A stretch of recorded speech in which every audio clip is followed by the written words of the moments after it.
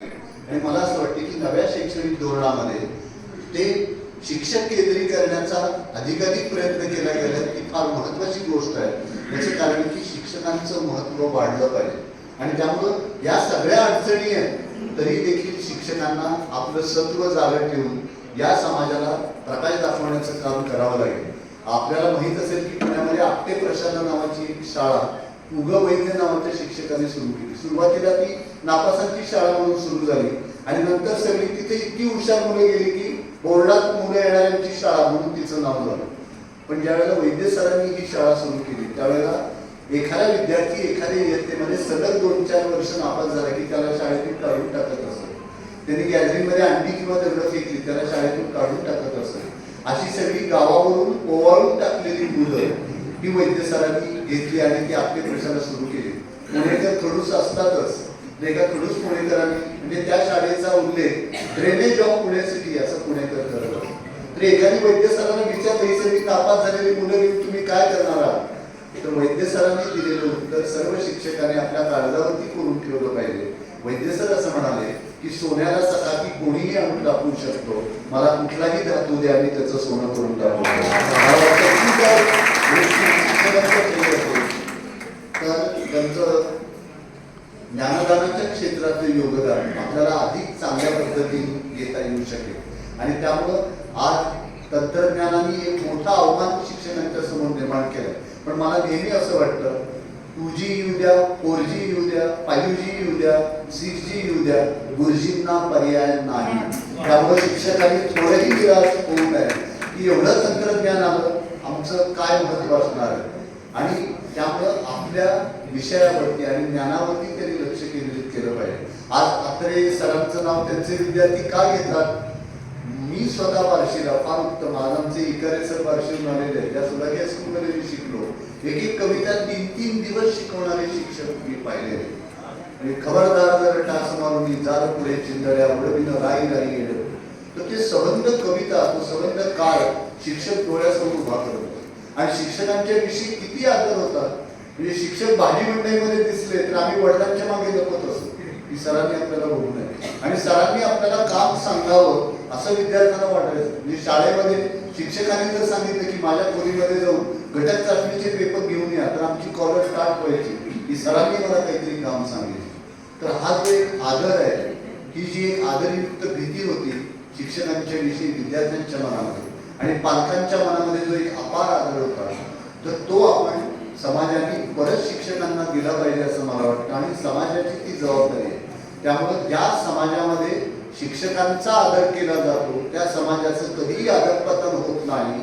आपल्या समाजाचं जर अधःपतन होत असेल तर समाजाने आत्मचिंतन केलं पाहिजे की आपण शिक्षकांचा किती आदर करतो आहोत आणि त्यामुळं समाजाची ही मोठी जबाबदारी असं मला वाटतं। आणि मी या सत्काराला येण्याचं मुख्य कारण म्हणजे मी स्वतः एक शिक्षक आहे आणि एका शिक्षकाच्या उपस्थितीत दुसऱ्या शिक्षकाचा अमृत महोत्सव होतोय आणि शिक्षक आमदार त्याला उपस्थित राहतात। हा हे व्यासपीठ शिक्षकांनी सगळं व्यापलेलं आहे।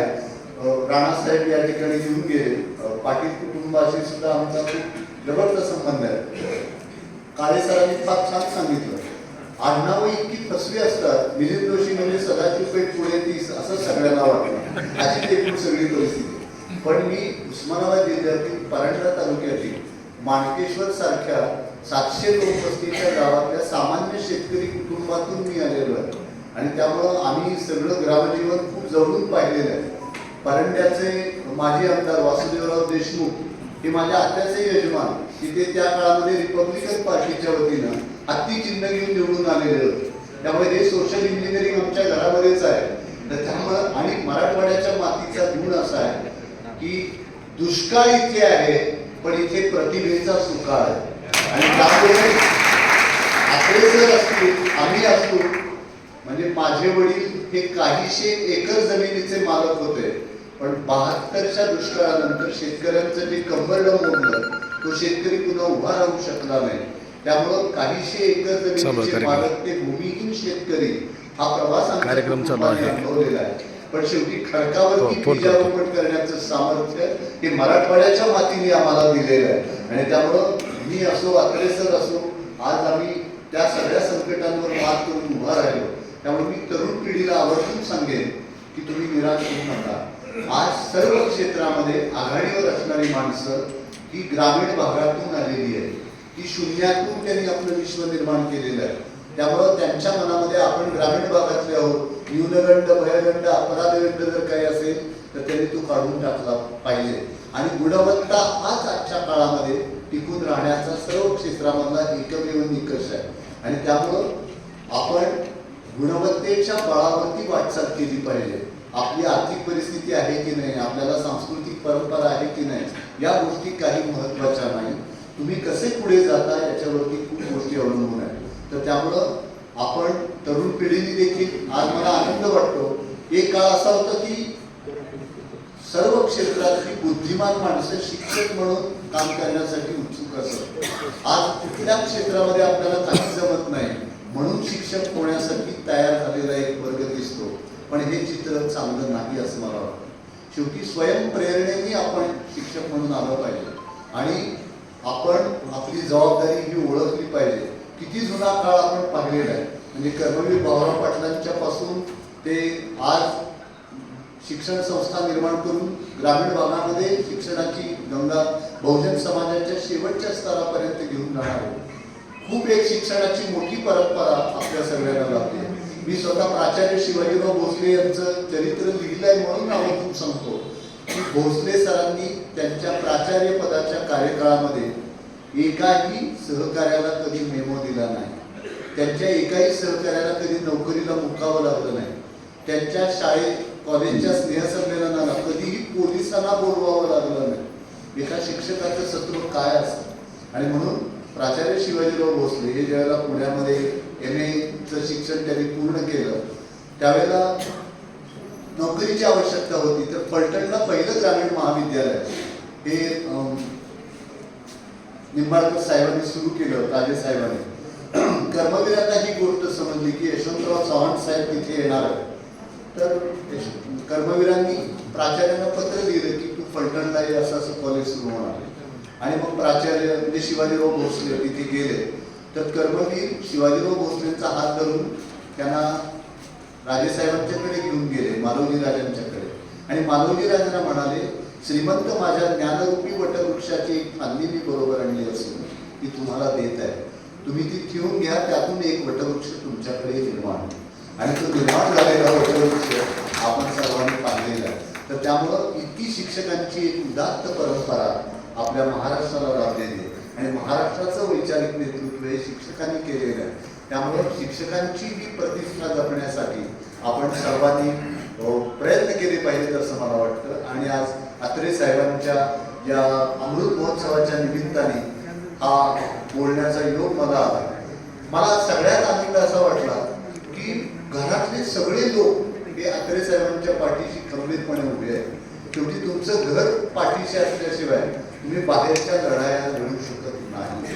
आणि त्यामुळं घरातली म्हणजे आज आपण आई वडिलांना मुलांनी सांभाळावं म्हणून कायदे करावे लागत आहेत आणि इथे अत्रे सरांचा अमृत महोत्सव साजरा होण्यासाठी त्यांची मुलं पुढाकार घेत आहेत। हे आजच्या काळातले खूप सकारात्मक चित्र आहे। आणि त्यामुळे युवराज नळे असतील, त्यांचे सर्व सहकारी असतील, यांनी हा जो अमृत महोत्सवी सत्काराचा घाट घातला ही फार चांगली गोष्ट झाली। आणि अत्रे साहेब हे केवळ उस्मानाबादचे नाही, ते महाराष्ट्राचे ज्येष्ठ साहित्यिक आहेत। महाराष्ट्रामध्ये त्यांनी आपल्या कर्तृत्वाची ठसठशीत नाममुद्रा उमटवली अशा लोकांच्या पैकी ते आहे। आणि मला नेहमी असं वाटतं की कलावंताच्या जीवनातून कला वजा केल्यानंतर खाली जेव्हा बरंच काही उरतं तेव्हा तो खरा माणूस असतो। तेव्हा या माणुसकीच्या कसोटीवरती ते टिकलेले आहेत। ते 75 वर्षाचे आहेत असं त्यांच्याकडे बघितल्यानंतर अजिबात वाटत नाही।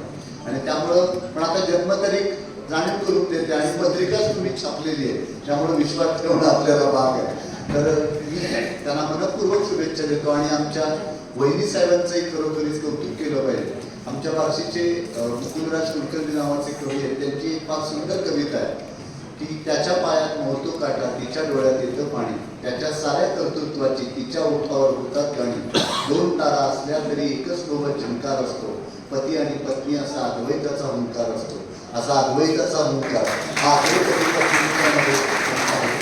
या कुटुंबाच्या वरती काही कमी संकट आली नाही.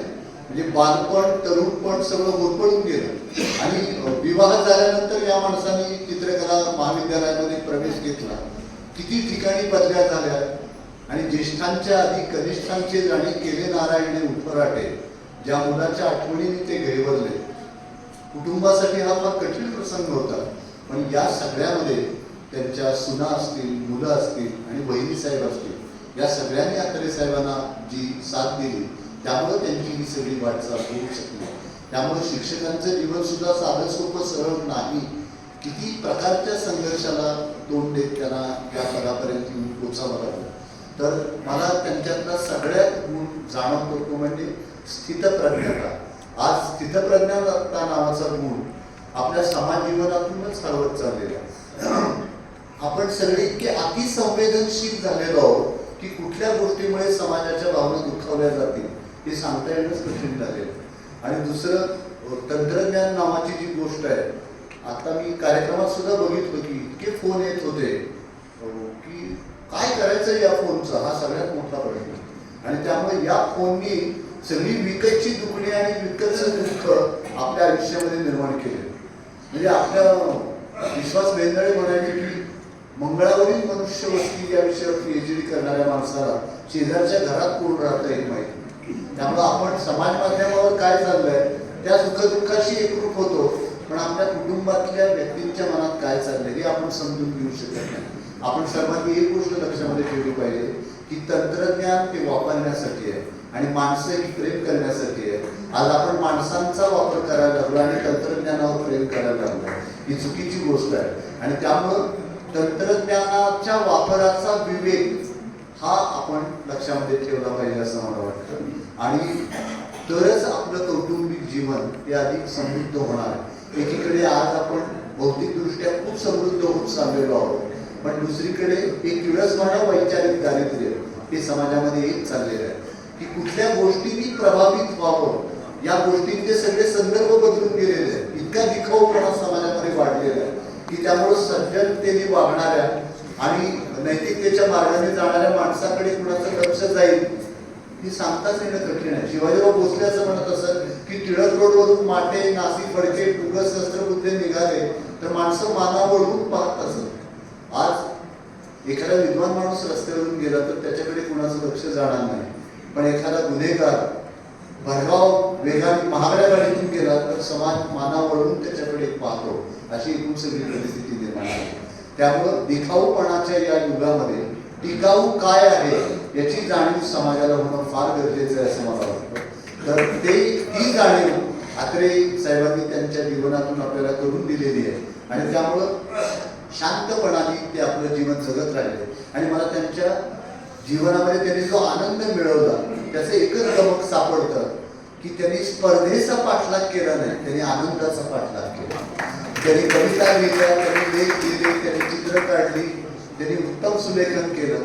आपण सगळे स्पर्धेचा पाठलाग करतो आणि त्यामुळे आनंदाला पारखे होत आहोत. तर अत्रे साहेबांनी आनंदाचा पाठलाग केला. तर हा आनंदाचा पाठलाग आपणही असंच करावा. शेवटी प्राध्यापक असलो तरी किती वेळ बोलावं याला मर्यादा आहे. आणि शेवटी भोजनाच्या वेळेला भाषण हा एक दुर्भाग्य योग श्रोत्यांच्या वाट्याला नेहमी येत असतो. तर मी भोजन आणि भाषण यामध्ये अधिक व्यत्यय न आणता इथेच थांबतो आणि या सुंदर सोहळ्यात सहभागी होण्याची संधी युवराज आणि त्यांच्या सर्व सहकार्यांनी दिली. आणि आमचे डॉक्टर साहेब तर एक विलक्षण व्यक्तिमत्व आहे. म्हणजे आमच्या नद्रुकर कुटुंबाशी त्यांचे फार जवळचे संबंध आहेत. म्हणजे ते डॉक्टरही आहेत आणि वकीलही आहेत. तर त्यामुळे हे कॉम्बिनेशन फार दुर्मिळ आहे. म्हणजे रामगणे गडकरींच्या शेवटच्या आजारामध्ये त्यांचा ताप काही केल्या कमी होत नव्हता आणि डॉक्टर सारखी चर्चा करत होते की यांना घाम आला पाहिजे, घाम आल्याशिवाय यांचा ताप कमी होणार. तर रामगणे गडकरी फार गमतीशीर होते. त्यांनी दोन्ही डॉक्टरांना जवळ बोलवलं आणि म्हणाले मला घाम यावा असं तुम्हाला वाटतं का? तर डॉक्टर म्हणाले हो. मग गडकरी म्हणाले की तुम्ही औषध देण्यापेक्षा तुमचं बिल मला दाखवा, मला घाम म्हणजे डॉक्टरांनी घाम आणण्याची प्रथा किती जरी आहे. पण आमचे डॉक्टर शहापूरकर हे घाम आणणारे नव्हे तर अचूक टिकणारे डॉक्टर आहे. आणि त्यामुळे समाजाचे अश्रू टिपण्याचं काम ते मोठ्या निष्ठेने करतायत. तर असा एक सुंदर योग या निमित्ताने आला आणि मलाही माहेरी येता आलं. आणि हे माहेरपण बऱ्याच वेळा असं होतं की आई वडील गेले की मुलीचंच नव्हे तर मुलाचं माहेर सुद्धा तुटतं. पण तुम्ही उस्मानाबादकरांनी या मुलाचं माहेरपण शाबूत ठेवलं आहे, त्याविषयीची कृतज्ञता व्यक्त करतो आणि आपली